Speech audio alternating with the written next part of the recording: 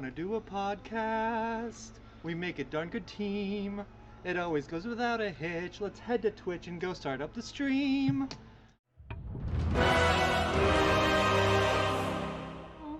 Do you wanna do a podcast?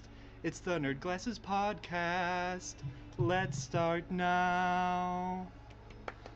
Hi everyone and welcome to the Nerd Glasses Podcast. Come? Alright, I'll do my own bit for myself. Oh wait, no silence. We're doing it. Get off the road.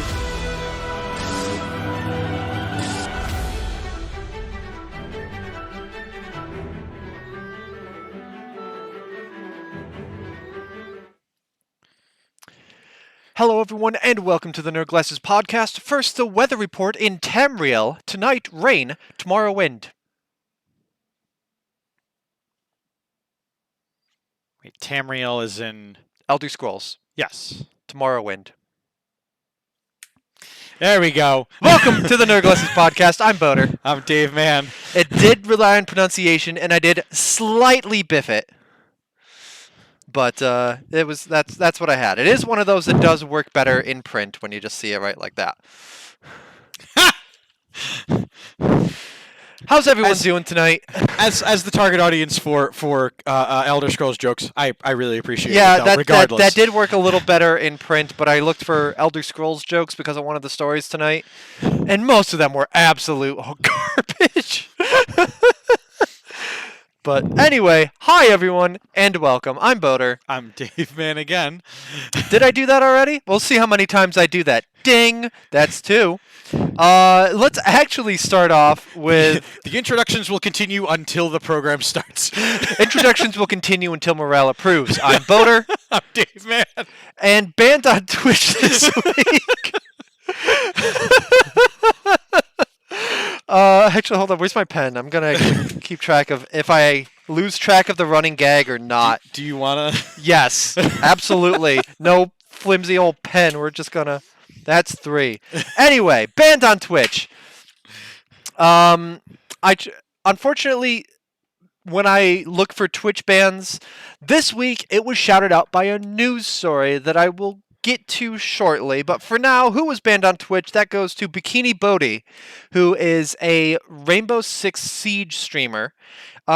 He is part of Fnatic, and some Fnatic teammates were playing during the 2021 LEC Summer Playoffs, League of Legends. Okay. And so he streamed and he, showed that, and he's offering his commentary, whatever. The thing is, League of Legends gets kind of persnickety about rebroadcasting, as do a lot of places. And so his quote on Twitter after he got banned was, quote, "Prob got DMCA'd for restreaming LEC playoffs. I'm a poopy head for not researching if it was okay or not." And yeah, we talked about this a couple weeks ago where someone was banned for streaming the Olympics. And just a lot of places do get very touchy about who can restream. Yeah. Nintendo got very touchy about it during E3. Most places were fine. Nintendo got very touchy about it. And so League of Legends, Riot Games, they got touchy, and he was like, I appreciate that he was like, my bad, quote, "I'm a poopy head for not researching if it was okay or not." It's one of the many occasions where no malicious intent was meant, no showing of authority or power or control over a thing. It was merely just a case of, in this case, especially supporting the team. Yeah. And trying to, because clearly I'm guessing then that they were just not at the event or things. And so trying to support without then, bogging down a team member to be like, hold the phone up. Yeah. I don't know if that's necessarily his stream name or whatever. I don't know when he'll be unbanned, but let's see here. I can go to his channel just fine, so it's probably just a 24-hour ban. Usually first-time DMCAs are just a 24-hour, so that's that. That was Bikini Bodhi. I'm Boater. I'm Dave Mann. And what have we got coming out the next 7 days? And coming out in the next week, we're doing this. This is going to be so good. There's many games coming out in the next 7 days, but forget all of that and pshaw to these other games, because the winner of this week is Aliens Fireteam Elite. I pre-ordered it. I downloaded it midnight last night, and I have been waiting and haven't played it because I'm waiting to stream it tomorrow on the weekend, Wednesday. Good little streamer. Got to debut it on the program here on Insane Games TV, and so I'm waiting to sink my teeth in. But if you are a fan of the Aliens franchise, or if you're a fan of the Left 4 Dead style team facing a horde, sort of thing, this is for you. It is a stark contrast to Alien Isolation. Yep. Where that game's whole premise was hide, don't be caught, and just do not interact with the alien. This one is literally goading you to scream, get some, and just eviscerate everything in your path. Just completely tilts the scales of power the other way. Yes. It empowers you, whereas Isolation is a horror game, which draws most of its ability to do what it wants to by depowering you. Yes. I'm very excited for this one, especially because it's taking a model that is very, very common these days, where there is a team of players, but this time it's just a trio, not a quad. Okay. And myself and a couple of the people that are going to be streaming it on Wednesday discussed the fact that some of the enemies hordes, if there was a fourth player added, would be absurdly big if they added a fourth player, and we're kind of glad that they didn't. You can play with friends and AI teammates, and you are a colonial marine aboard the USS Endeavour, responding to the stress beacon from the outer colonies. This is supposed to be a direct story sequel to the Alien trilogy, set 23 years after the original films. Okay. So will Ripley make an appearance in the game? Doubtful. Actually impossible, because as spoiler alert, so la la la if you haven't watched Alien 3, but Ripley dies and that's that. So that's, Psychonauts 2, really, really, people are looking forward to that. That comes out in a couple days. Aliens Fireteam Elite, that's really in the wheelhouse. It's out today. So we talked about it before. What made you decide this is going to at least start as a streaming game rather than a for yourself? Because occasionally we've taken the time to discuss, the trouble of when is this going to be a game for public and when is this going to be a game for me. Usually, especially games like this where I'm very enthusiastic about it and I know I'm going to enjoy it regardless, I'm usually more willing to then, especially games that I know everyone's not going to have, to take that passion and say, like, for example, Predator Hunting Grounds. It's a terrible game. I have a lot of fun with it, and the people who then watched me have fun with it also then had fun playing it because they got to see my view. And it doesn't hurt to, when the game comes out like on Tuesdays or Wednesdays, as opposed to like games that come out on Thursdays or Fridays. Yeah. Okay. So yeah, if you're interested in checking that out, that is the weekend Wednesday tomorrow night. That's Dave Man. I'm Bo, and he's Boater. Cool. And that one counts. That was forced, but yeah, that counts. Nice. And so actually, I'll use that game to skip to one of the news topics that I found. Because that's one where you mentioned that it kind of does this kind of Left 4 Dead style of taking, normally takes 4 people, puts against Horde and whatever.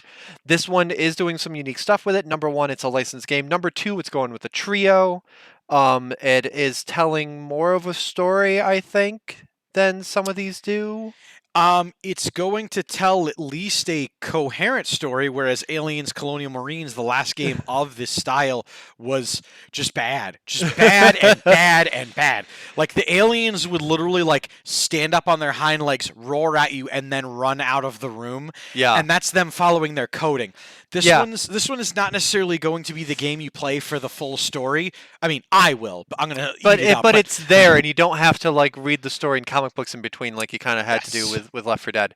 So with these different things, it's taking a formula but putting a spin on it. It's doing something different with it. Dave, I hope you don't mind that I'm going to take your good friends at Epic to task. because last week Only my friends. No, they are friends of Insane Games TV. They are our sister programs. They're our little brother. We got 9,000 square feet. They bought a mall. We see you. We see you copying us. and they came out with a new game type that they called Agents. Oh. Where you have 10 people in a small facility, 8 agents, and 2 imposters. Huh. That sounds strikingly familiar. It does. And it caught the attention of Innersloth developers, Innersloth being the developer of a little indie game that came out in 2018 and kind of took the world by storm starting about a year ago, actually, called Among Us. That basically it's first person Among Us and nothing else. Sorry, third person, because Fortnite is third. It's third person Among Us. And they changed incredibly little else. There's like a teleport function added as well, but it's kind of ancillary and goofy. But Innersloth developers are basically saying, we didn't patent the task system on Among Us, and we could have. But we want, games that will like come up with a system and then patent it and then not do anything with it, then we don't get games with that. Yes. Shadow of Mordor with its Nemesis system. They patented that. Nobody could do more with that, and then they didn't do more with that. Thanks, WB. Bring back the Nemesis system. It's awesome.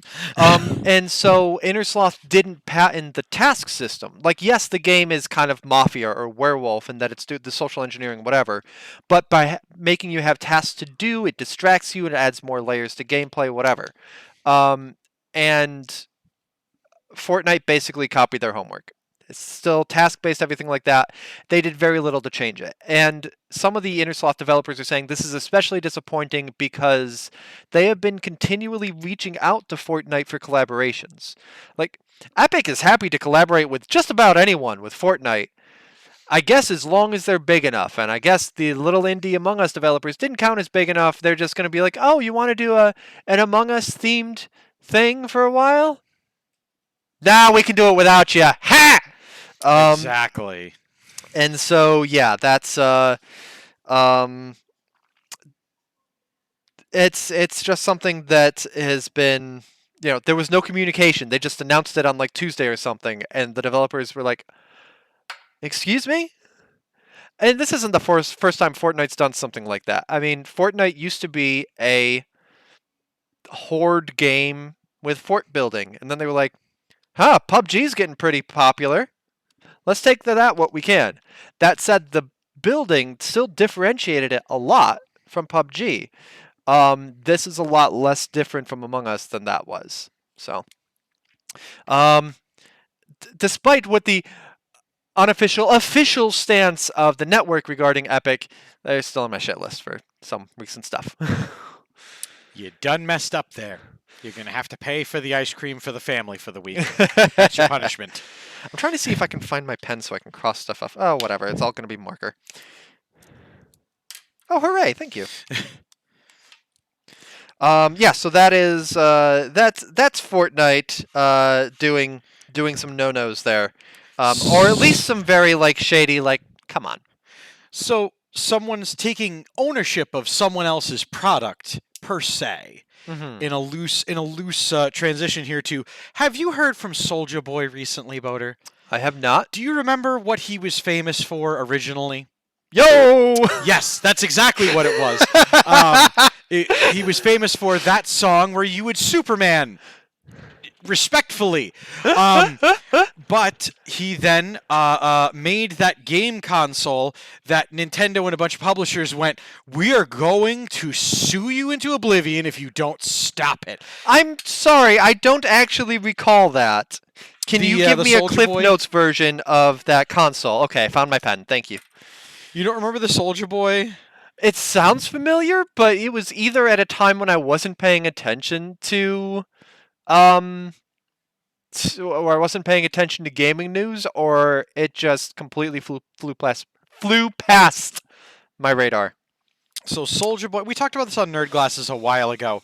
But Okay. Soulja Boy basically made a console. It looked like an Xbox One, and it was an emulator. And Okay. it had all bunch of other games on it. This, that, and Okay. the other. I get it. Apparently, He built a modded Xbox, put his name on it, and wanted to mass manufacture it. yeah, and but the problem is it had like Nintendo licensed games on it, PlayStation 3 games, Xbox 360, like a bunch of things. So it was a whole big debacle. But he, on August 19th, took to Instagram announcing in a hype video that he was now taking over Atari. I'm sorry?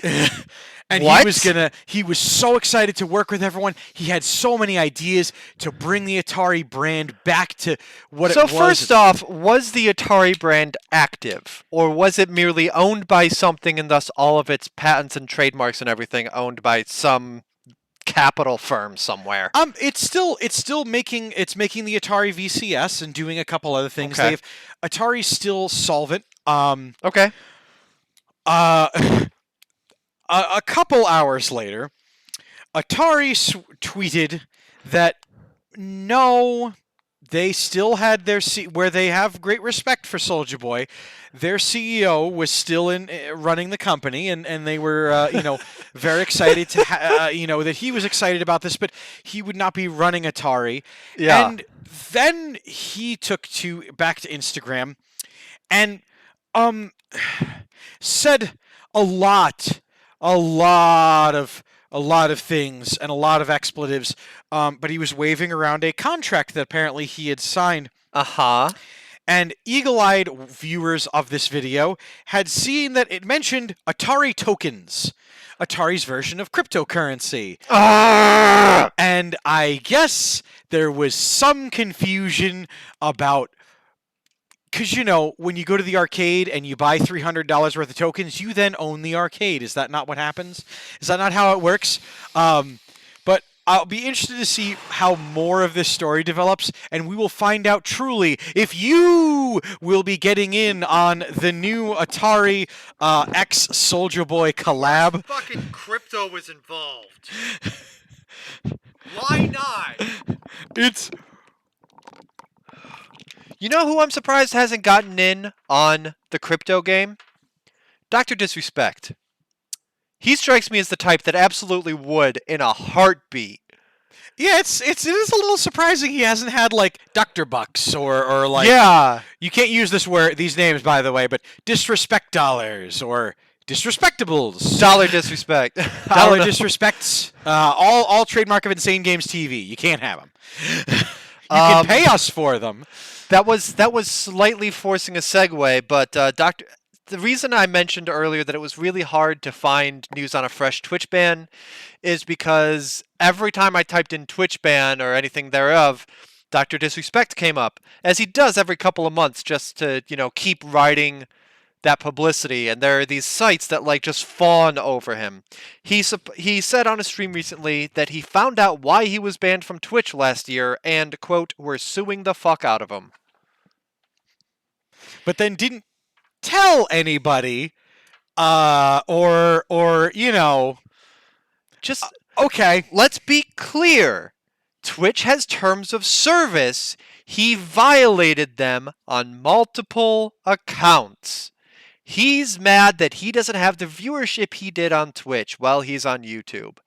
And I get that, but he's trying to sue because they hurt his livelihood. No, you did that. And that has consequences. I'm sorry, I'm done talking about him. We don't have to talk about him anymore, but it's just I was very frustrating when I'm trying to find a cheap Twitch ban to talk about, and all I see is his stupid sunglasses face. At us, because I'm Dave Man. And I'm Boater. And you, sir, deserve to be thoroughly chastised. I dare say you deserve to be disrespected. Oh,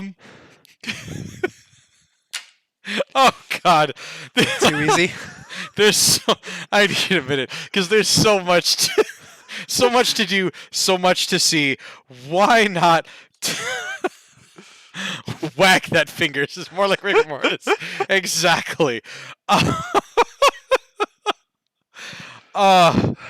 Man, let's see how many stupid one-sided rivalries we can come up with, because for years on Behind the Counter, like, Dave hates Ninja and now it's Boner hates Dr. Disrespect. I'm fine with this. I'm happy with this. We'll really get our asses handed to us one year at like an E3 or something when we get put into a room with them, and you and I are like, no, we're sticking to our word. Like, yeah, Dan's the one that throws us in the room, by the way, because I'm sure Dan idolizes both of them still.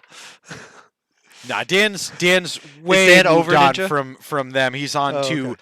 bigger and better and well more successful. Dan's interested in people that are still on Twitch.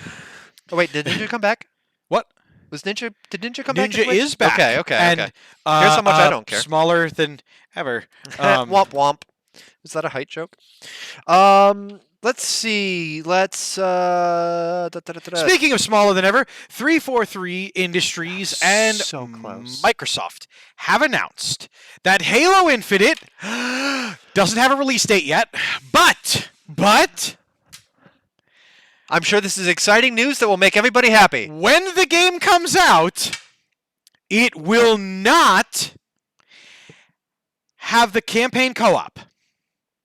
But when the game comes out, don't have a release date yet, but when it does come out, Still doesn't have co-op yet. it also will not have Forge mode. Yeah. But they will be added at a later date. Yeah. Co-op is expected in Season 2 of content, Forge in Season 3. They basically said, we're running out of time to try to ship this a year late, because they wanted to ship it when the Xbox came out, but then that little pandemic happened. And they're like, okay, we want to release it this upcoming holiday season. This stuff is not going to be ready. And I'm still like, I'm assuming the campaign co-op is going to be online only, because Halo 5 didn't have couch co-op. And so I've only played it once. I still need to play at least the Master Chief Halo games before Infinite, but yeah, it's like... Hated it. Hated 5. I enjoyed it. I found that it did a good job of mirroring the structure of Act 2. Of Halo 2, while still doing its own thing with it. You know what? Actually, I have to rescind that. I didn't play Halo 5. I hated Halo 4. Oh. Had a miserable time with it. And Halo 4 did change a fair amount of things, just because we're not Bungie, we're 343, we're going to do it our way.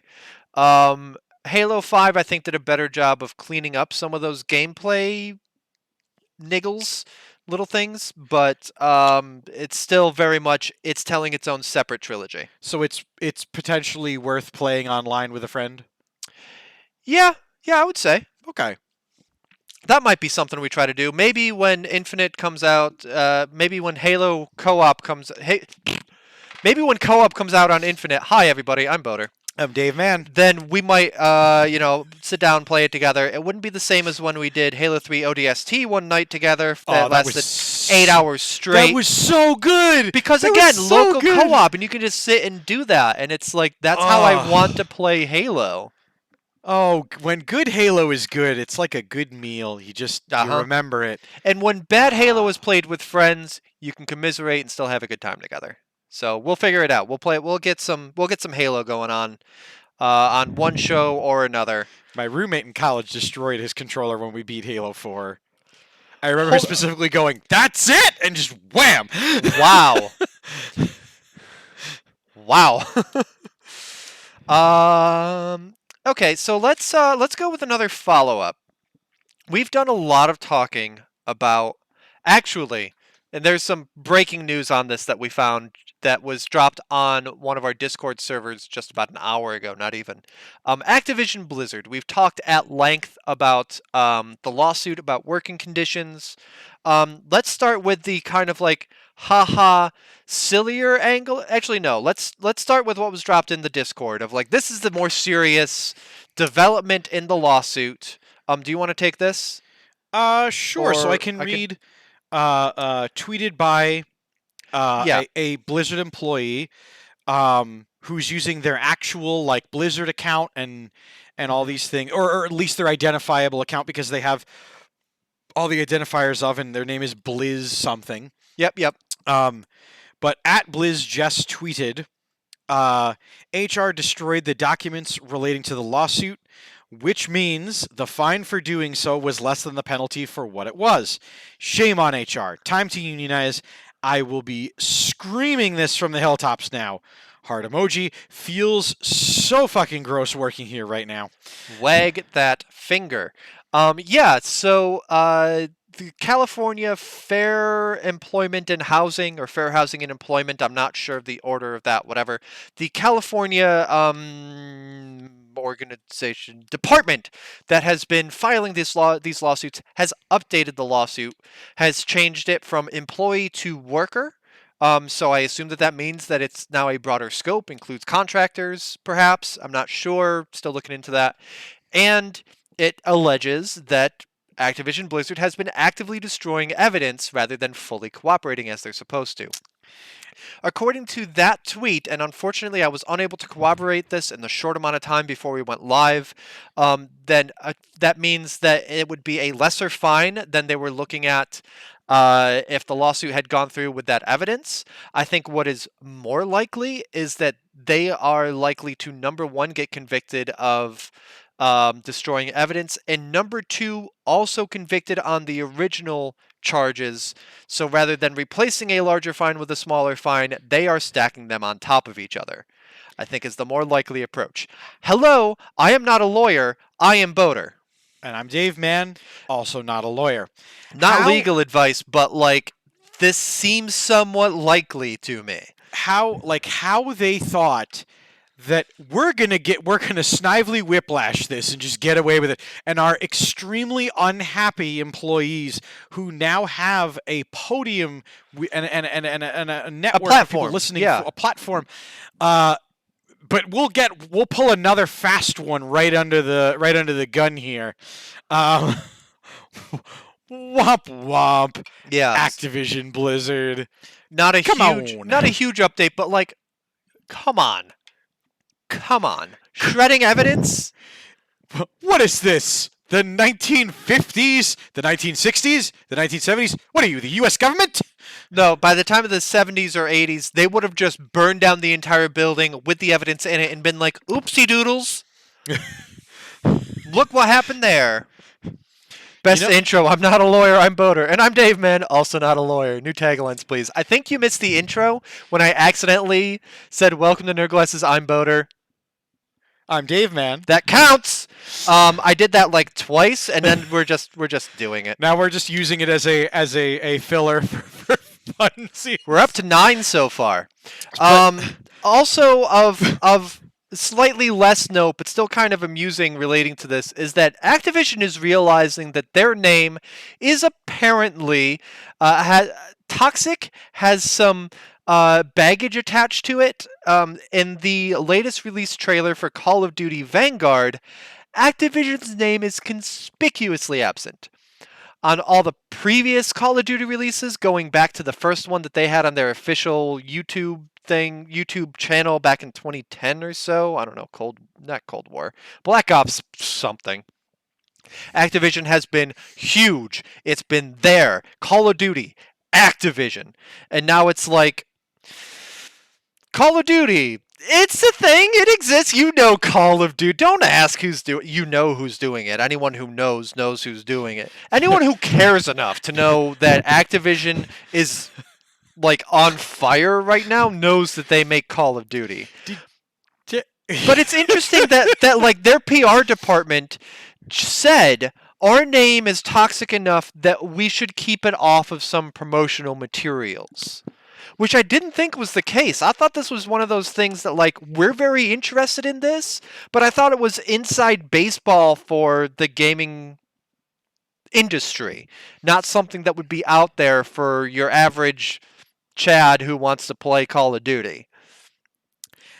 So it's an interesting decision to me because it is an admission not so much of guilt, but that there is the perception of guilt out there. What an interesting tactic. they're keeping their name off the poster. They're going back to World War II, which, so many people loved. And I'll be excited for a little bit of vindication because World War II Call of Duty is where I lost my ability to discuss certain things on the programs here on the network. But I think he's talking about Gundam, but he can neither confirm nor deny because of current contractual obligations. Because Spoken contracts, but still. Because a bet's a bet, and when I lose a bet, especially in the way that I did, yes. Yeah, so it's ridiculous. What else? Call of Duty playing a little inside baseball. Just remember, voter, a little inside baseball has never killed anybody. Dave, put the baseball down. Never! It's still baseball season. I have it for a couple more months. Yeah, and that laptop is still janky as hell. Put the baseball down. I want them to make up. Now, kiss. I would have laughed if the screen went black again. If it had a broken... By the way, if I do break this laptop, I'll post a GoFundMe. Please help. I'll see my jobs and my wedding would not allow me to buy another laptop. Kiss, please. More kissing. I kissed the Coke can. Okay. We'll come back to that. Oh, here's another one from a big company. Bethesda. Bethesda had a big announcement. Microsoft 343, they were talking their big announcement with Halo. Yeah. Bethesda had a big announcement. They announced that coming soon, Skyrim Anniversary Edition. But it's like the 2,000th release of Skyrim or something? I don't know. That game originally came out when Steph and I first started dating. I remember the first time visiting her friends back home, and we were all having a great laugh at the Fuso Da meme before the game came out. Kissing should be a St. Jude prize. I feel like... Never mind. Kissing should be a St. Jude prize. I mean, we can definitely mock up some very funny things for that. Actually, for yeah, next true. year. We can be creative with that. So listen to this. Skyrim has now been on Microsoft Windows, the PlayStation 3, the Xbox 360, the PlayStation 4, the Xbox One, the Nintendo Switch. Yep. And it'll be on the PlayStation 5 and the Xbox Series systems. Another list I saw that did list PSVR as separate from the others because there was a separate PSVR release. Yeah, Skyrim Anniversary Edition coming out on PS5, PS4, Xbox Series X and S, and Xbox One and PC. Anniversary Edition not coming out on Switch. Sorry, Switch. Of course, has all the DLC, over 500 pieces of user-made content from Collection Club, has graphical upgrades, everything like that. Someone needs to remind Bethesda that there are more games in the Elder Scrolls series than Skyrim. Please bring back Oblivion. I'll buy all the copies for all the systems I have and the ones I don't. And I feel like, again, Morrowind I don't think was that far back that they couldn't, take a year off from Skyrim releases. Bring us Oblivion or something like that. Or here's an idea, Elder Scrolls 6. You know what else is stuck on the 5th entry? Grand Theft Auto. Well, that's Rockstar, not Bethesda, but still. I will say, at least in defense of Rockstar, and there's not many things. True, they have had other games come out in the past 10 years. They have, but at the same point, Grand Theft Auto Online has changed so much since that game came out. And they do a lot of good stuff for that. Okay. But if you're not into playing online games, it's absolutely worthless to you. Yeah. And I guess both, both of these companies have had stuff come out in other franchises. We did get Red Dead Redemption 2, or Rootin' Tootin' Shootin', I don't know, whatever. There was a good meme about it. Yeller Feller Endeavor. Anyway, there was one that had like Game Boy Game Boy cartridges with Red Dead Redemption style things. There was like Red Dead Redemption, Rootin' Tootin' Blue Shootin' or something like that, and Yeller Feller Endeavor. Just type in Game Boy. Yeah, that one right there. What was it? It was Red Dead Redemption 2, Blue Dude Bamboozle 2, and Yeller Feller Endeavor 2. All on like Pokemon Red, Blue, and Yellow Game Boy cartridges. That's so good. Yeah. Yeller Feller Endeavor. Yeehaw Skyrim, says Demon Dragon. I mean, it's Yeehaw GTA. Although that said, I definitely want a Yeehaw Skyrim. If they fix the horses in if they further fix the horses in Skyrim, I'll be very angry. If I can't climb up a sheer rock face on my Clydesdale-sized horse in full armor. And like I will say, Bethesda has also come out with Fallout 4. I think did come out no, 4 didn't come out after Skyrim did, because 4 came out when I was still in college. I think. I'm trying to think when that was. And then they came out with Fallout 70. No, they didn't. That game doesn't exist. They would rather us forget, and for once we're going to be kind of nice and give them a. No, okay. Fallout 4 was 2015. I'm wonder. Oh, I might have been I might have been thinking Fallout 3 then. But yeah, so Fallout 4 was 2015. So in Bethesda's defense, they have come out with some other stuff, but like Elder Scrolls fans would like a new game, please. Please. GTA Skyrim crossover. Fuso, out of the fucking car! All you had to do was follow damn dragon, CJ. I used to be a drug dealer like you, then I took an arrow to the knee.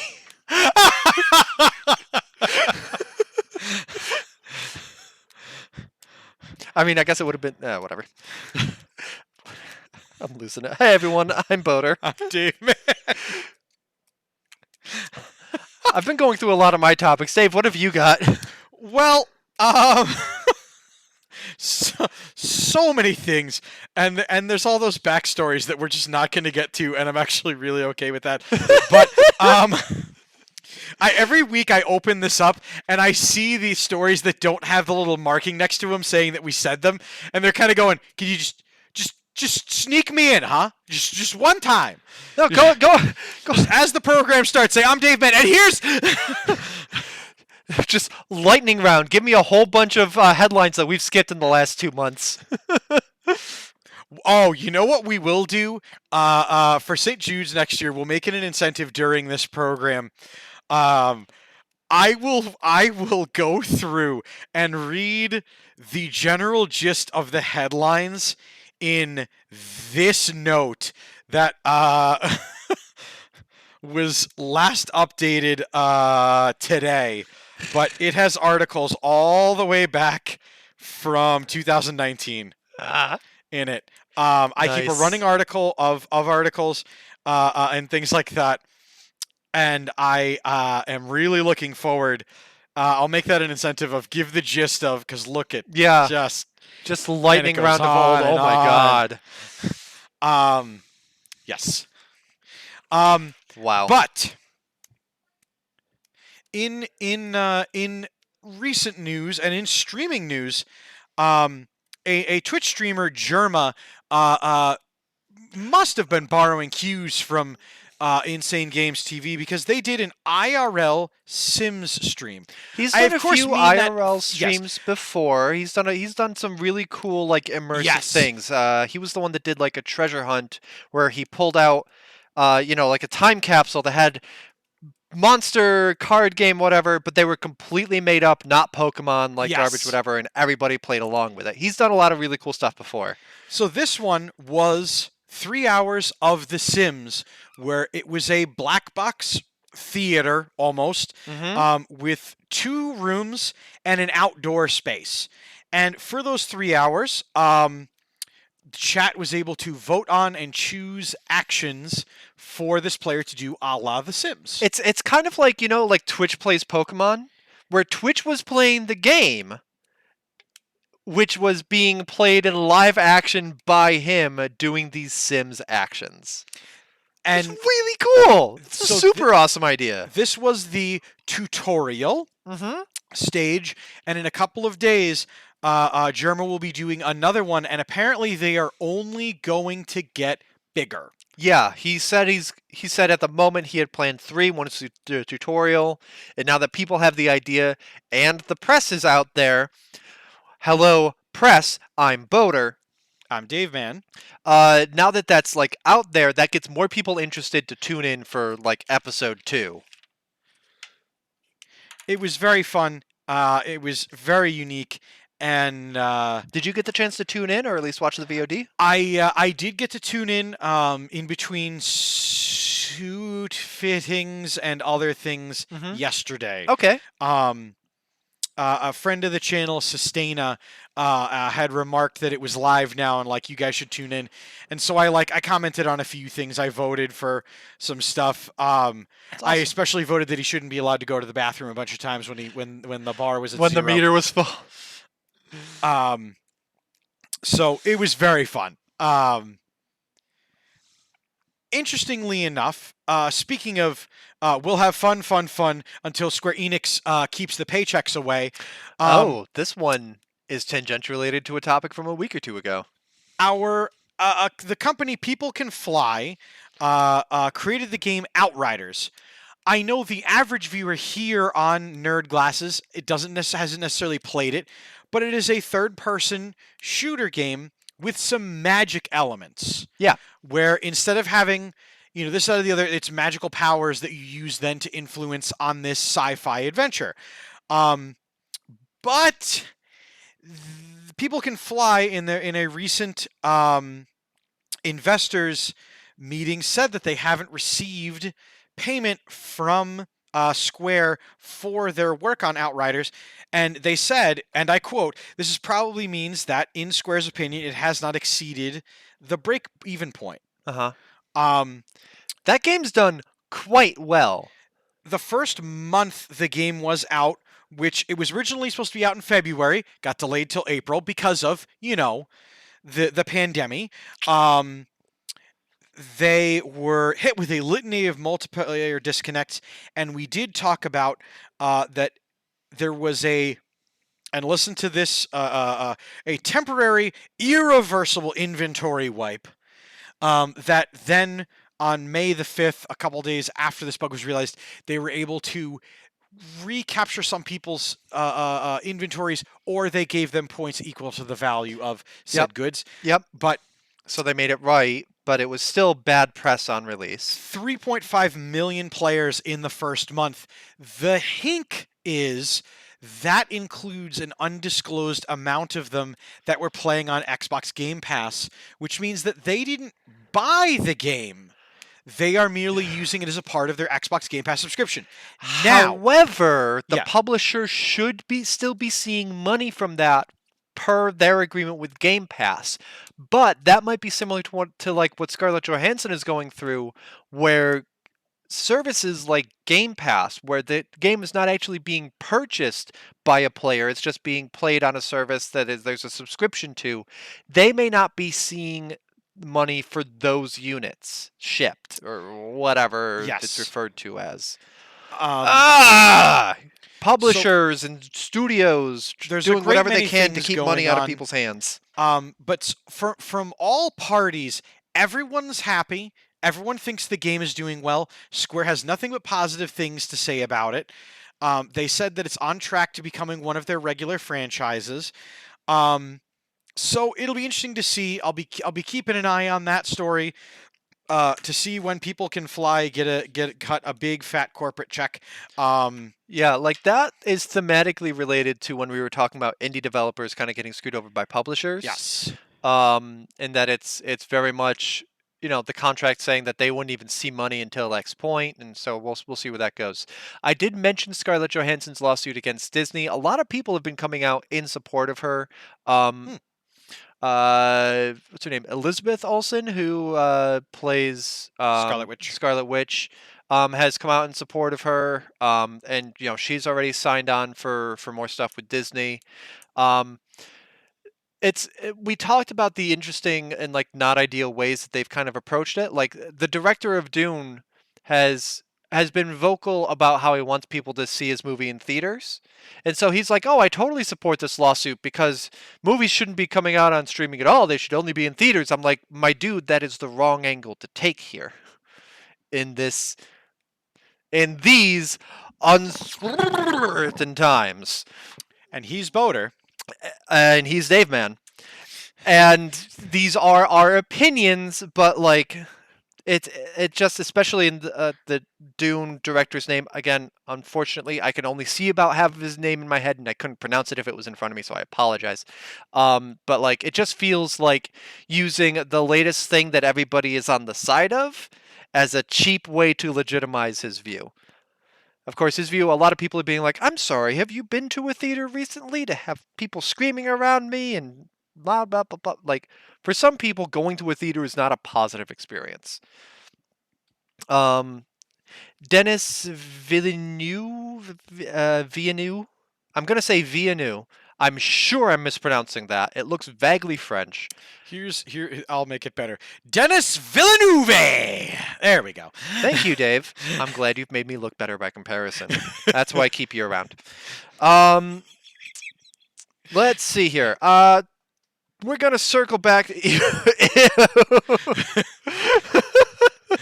We're gonna circle back to Twitch streamers. This is one that I want to make sure that we get to because there's going to be a little bit of discussion on this, but also just kind of a heads up.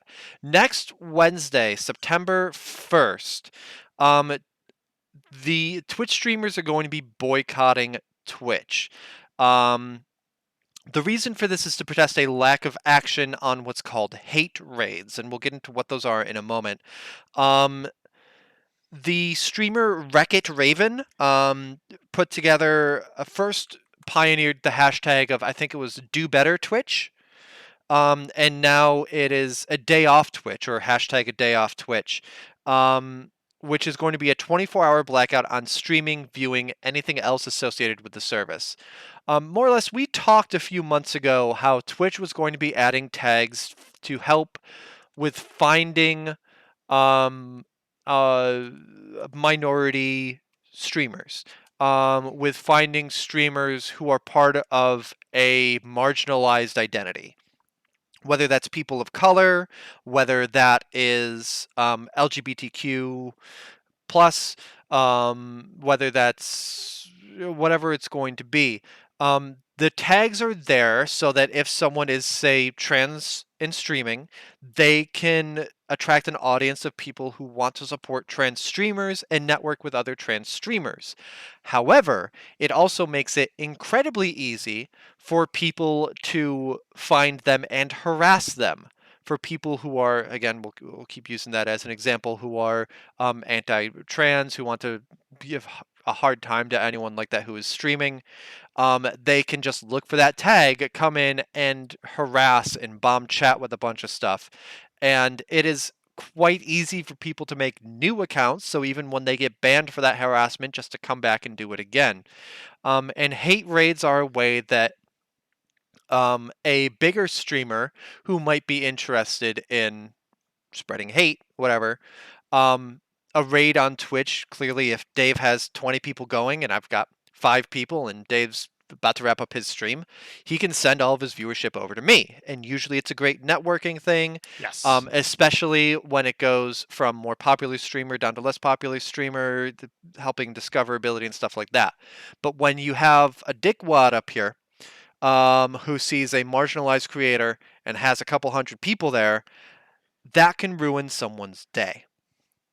In the past as well, these raids then consist of people coming in and attempting to figure out where people's language filters stop, what variation of language inappropriate in any social context, regardless of people's want of this and that and the other, and freedom of speech and all that. But trying 14 different ways to spell an inappropriate racial slur is not a valuable pursuit, in my opinion. But apparently there are people out there that do think it's good. And what Well, they'll Dave, you're not a hate-filled gremlin. they'll also. Oh, I'm a hate-filled person. But No, but not a um, hate-filled gremlin. but they will also then figure out if streamers who are these targets of these things have notifications when you follow, their name gets put up, and they'll Oh, make yeah. these accounts that have horribly inappropriate names and things like that, and it's causing streamers who are of all sizes, all credence, colors, and walks of life issues because a perfect example. If someone does make it to have a sponsorship or things like that, and a sponsor tunes into a stream and they see flash across the screen 14 different inappropriate adjectives has now followed you. Yeah. Well, they don't want their brand associated with that. That's potential loss of income. This is shrinking others' voices and alternatives, and it's not approaching things people disagree upon in a civil way.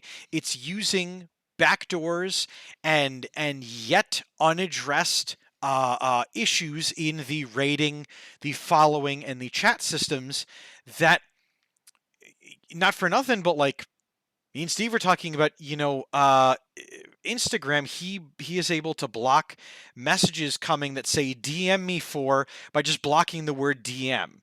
Mm-hmm. And this and that and the other. But Twitch doesn't have a comprehensive enough program for this. And Yeah, so, like you can set profanity filters in chat. yes, I have Nightbot blocking big follows because I'm sick of it. I like yelling at big follows. It I makes know. my night. I know.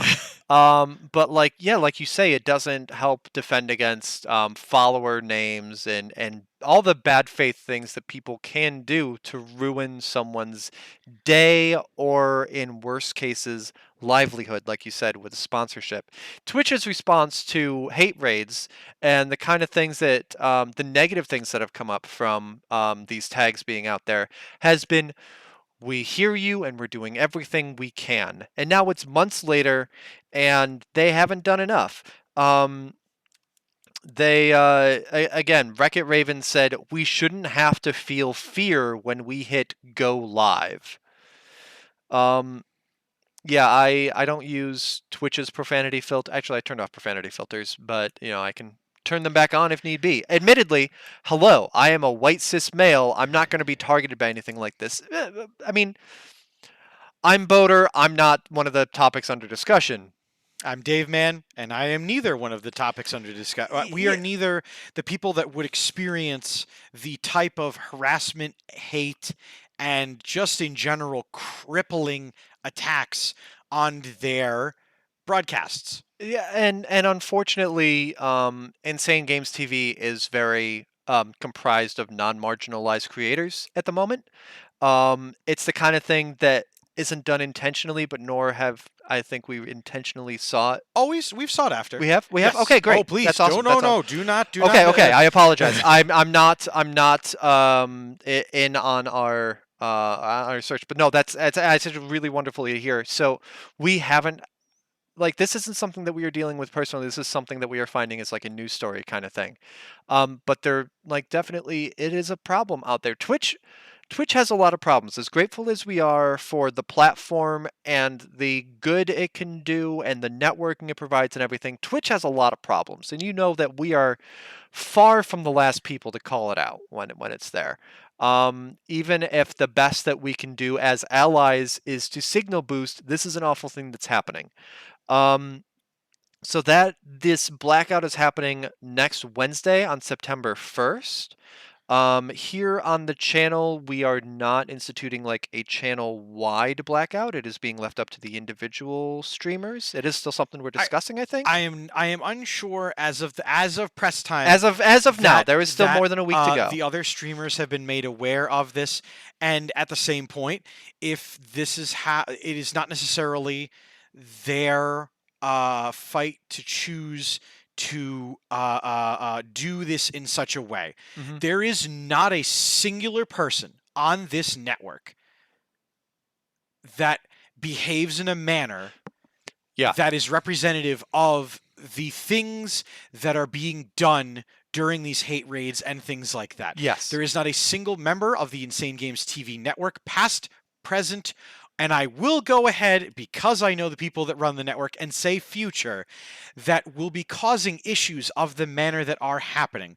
However, I speak for myself in that this will be the first time that the Weekend Wednesday will not be going live at all in any form on any Twitch stream.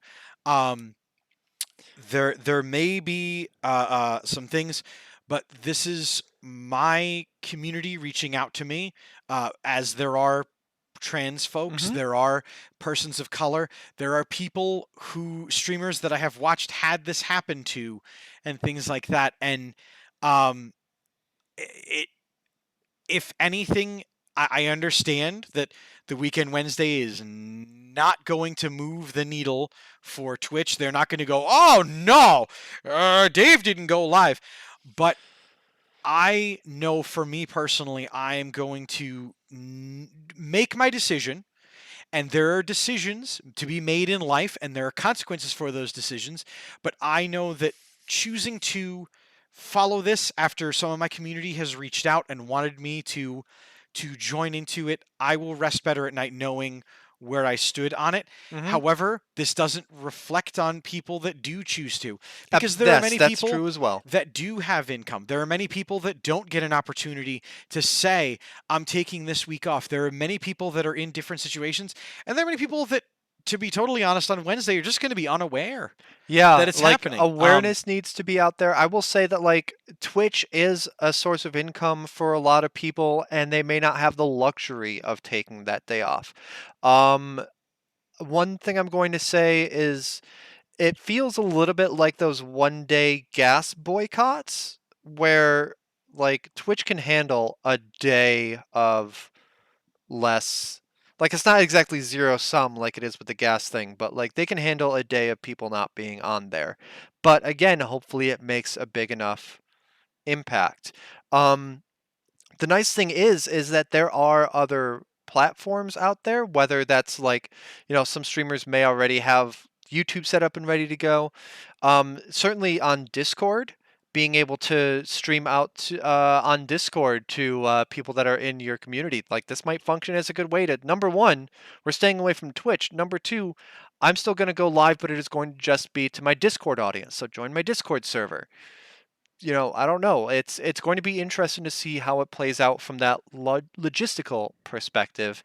But mostly what I hope is that it is enough. It is performative enough for Twitch to say more than just, I hear you. I want to see a plan of action that they do.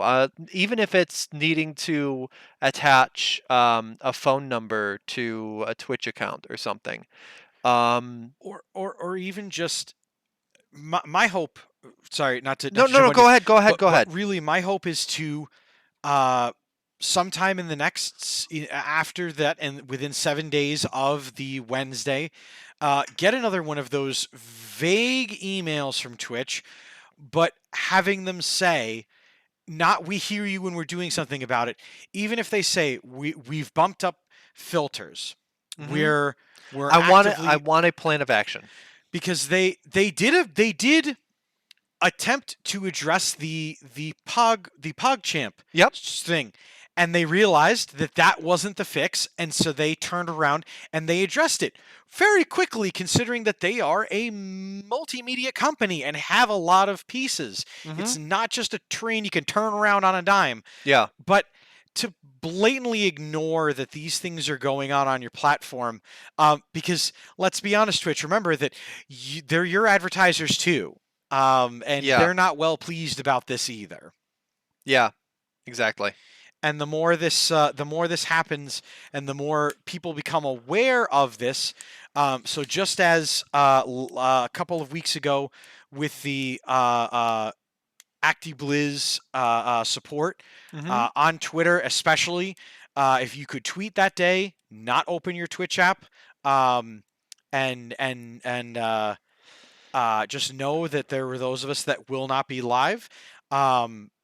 just remember that we're doing it for a reason. It's not just to hold breath and hope that somebody notices. Yeah. So we'll see. Like again, I hope that it does really well. I worry that it's going to be just performative and doesn't do a lot, but my hope is that it does well. It does enough that Twitch notices, comes out with a plan of action, hopefully sends one of those emails around before the day even hits, but at that point, like, you know, or on that day, if they're like, hey, we see there's a big blackout by marginalized creators on our service today, and we fully support you and stand by you. We failed you. Here's what we're going to do to fix it. Something like that. So, fingers crossed. That's all I've got on my topics. We are at 8:01. We started a little bit late. I don't know if we got one more there that you want to hit. Oh, I've got a tonnage, but I'm going to talk about something fun. Hooray! Stardew Valley. Most of you have watched it and seen it here streamed on Insane Games TV. He gave me a title on this one, and it blew my mind because I have no idea how it's even a thing, and I want to hear it. Yes, please. Let's hear about Stardew Valley. Stardew Valley Cup. Stardew Valley is getting into the esports bin. September 4th at 9 a.m. at Unsurpassable Z, the streamer Unsurpassable Z, and the Concerned Ape, the person who made the game, are going to be hosting the Stardew Valley Cup, a prize pool of $40K. What, are they just going to speedrun the game to some milestone?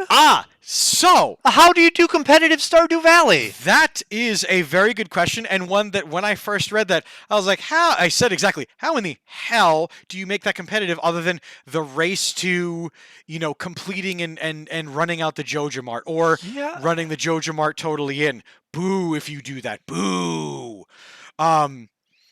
It's going to be 3 hours. There are going to be 4 teams of 4.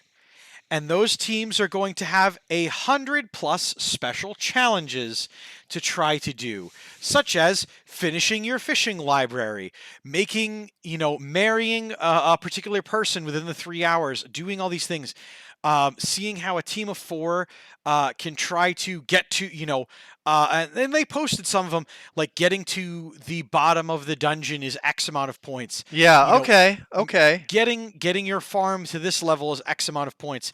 The winning team will be getting $40K in prize moolah. Wow. And the entire event will be streamed and commentated by the creator of the game and the Stardew Valley streamer Unsurpassable Z. There were no names in it that I recognized, and so, to be totally honest, didn't write them down. Not really interested, per se, in the streamers themselves, but more to see how the teams function and how that goes. Yeah. So, Stardew Valley Cup, September 4th, 9 a.m. Keep it tuned in. That for that. But most of all... Yeah, like that, That's what, at 9 a.m. Eastern? Yes. That's a good Saturday morning. Yes, Saturday.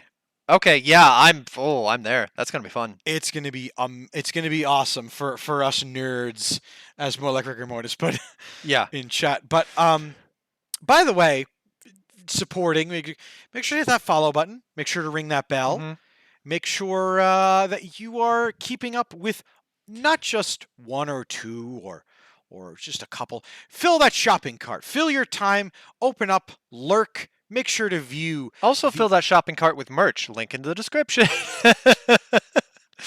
It's all there. Yeah, make sure you're following. So much of it. 11 streamers, programs up to 7 days a week. Just a lot of really cool stuff here, so make sure that you're following.